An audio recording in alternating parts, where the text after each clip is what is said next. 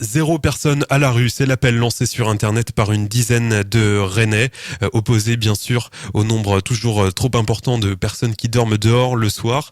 Nous avons rencontré deux des initiateurs de ce mouvement, Karen et Renaud. Pour eux, pas question d'empiéter sur les actions d'associations déjà existantes, qui sont déjà nombreuses sur le sujet. L'objectif pour eux est de rassembler au plus large. On les écoute. En fait, nous, individuellement, on participe régulièrement à des actions de collectifs ou d'associations à Rennes qui se battent sur la question du logement et de l'hébergement pour obliger les pouvoirs publics à mettre à l'abri des personnes qui aujourd'hui ne le sont pas. Enfin, on a eu l'impression que dans la population rennaise, cette revendication-là, toute bête, qui est que tout le monde ait un toit sur la tête, que ce soit le jour et la nuit, et quelles que soient les personnes concernées, ça pouvait être quelque chose qui pouvait rassembler largement. Et du coup, on a eu envie de lancer cet appel pour pas que ce soit juste les gens qui sont à la rue ou juste les quelques associations qui les soutiennent aujourd'hui, qui soient tout seuls face au pouvoir public à essayer de négocier, mais que donner l'occasion à la population rennaise de se saisir de ce sujet et de dire massivement, enfin nous on espère que ce sera massif, on aimerait bien vivre dans une ville où il n'y a personne à la rue. On ne propose pas forcément aux gens de rejoindre un collectif, on propose aux gens de participer à une action, qui est une action pour le moment, de revendication juste de cette idée qu'on ne veut pas d'êtres humains laissés dehors. Et c'est un moyen de dire moi j'ouvre des squats, moi je fais des manifs, moi j'héberge des gens solidairement chez moi. Moi pour le moment je fais rien de très concret, mais j'espère. Moi j'ai voté pour la gauche, donc je pensais que c'est un sujet dont elle s'associerait. En tout cas les gens ils peuvent avoir plein de manières d'agir ou pas sur la question. Ils peuvent le faire pour plein de raisons, par solidarité, par humanisme, parce qu'ils sont anticapitalistes, parce qu'ils sont chrétiens, parce qu'ils sont rien de tout ça. Mais qu'on puisse se retrouver largement sur l'idée on veut pas qu'il y ait d'êtres humains laissés à la rue dans notre ville, et on trouve ça scandaleux qu'aujourd'hui ce soit le cas, et que les quelques dizaines de personnes qui se mobilisent pour dénoncer ça aujourd'hui à Rennes, tout ce qu'ils reçoivent c'est des négociations dont on ne sait pas quand elles aboutiront, des évacuations policières pendant des manifestations, et bien souvent aussi de l'ignorance, ou même, en tout cas du mépris de la part des pouvoirs publics qui veulent même plus leur parler par moments, quoi.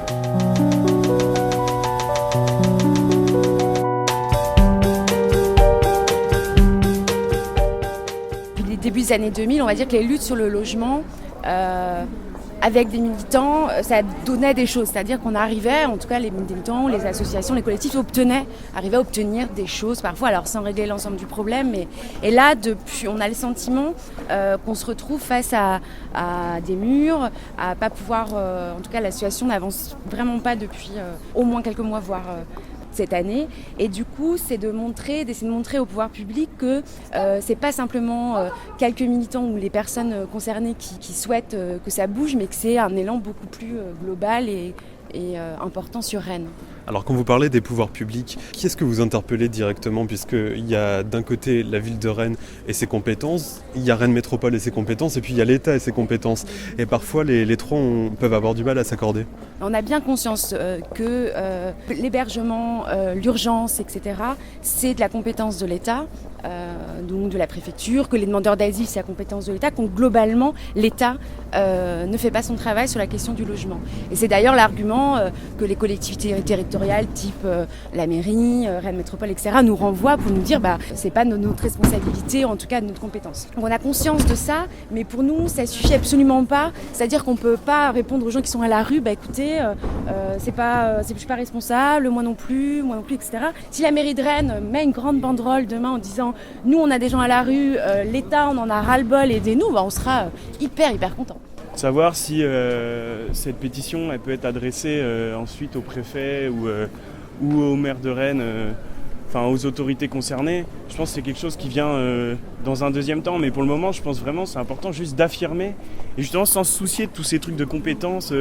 Alors le logement social c'est tel échelon de pouvoir, le logement tout court c'est tel échelon, l'hébergement c'est tel échelon, ah non pas pour les étrangers. Moi je pense aussi qu'aujourd'hui quand on est habitant de Rennes, quand on est habitant de la France, qu'on vit dans un pays riche, on a le droit de dire en fait tout ça je m'en fous, je veux que les gens soient à l'abri. Vous vous débrouillez entre vous, Enfin voilà, les pouvoirs publics, ils en ont les moyens. On construit un centre des congrès place Sainte-Anne, on fait une nouvelle ligne de métro. Enfin tout ça, c'est des trucs qui montrent que voilà, visiblement de l'argent public, il y en a. Donc utilisons-le pour ça. C'est rien du tout loger quelques dizaines de personnes qui sont aujourd'hui laissées à la rue tous les soirs. C'est rien du tout. Et en plus, ça coûterait moins cher que ce qu'ils font aujourd'hui, qui est de payer des nuits d'hôtel au coup par coup quand les gens s'émeuvent trop pour une situation. Et où au final, sur une année, l'hébergement hôtelier, ça leur revient beaucoup plus cher qu'une solution concrète, globale et politique qui dit on est une ville sans personne à la rue parce qu'il y a les moyens d'hébergement qu'il faut.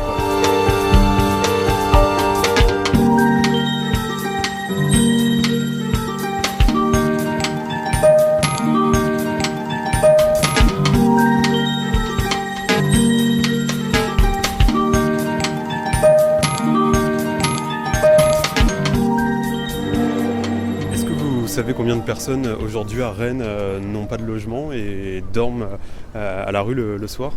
Alors en fait c'est super dur à chiffrer puisque disons que c'est plusieurs catégories de personnes imbriquées quoi. C'est-à-dire que le noyau dur on va dire c'est combien de gens concrètement dorment le soir sur un banc dans un stade, dans un parking, près d'une bouche d'aération. Ça on pense que c'est quelques dizaines de personnes tous les soirs, enfin, d'après les estimations même du 115.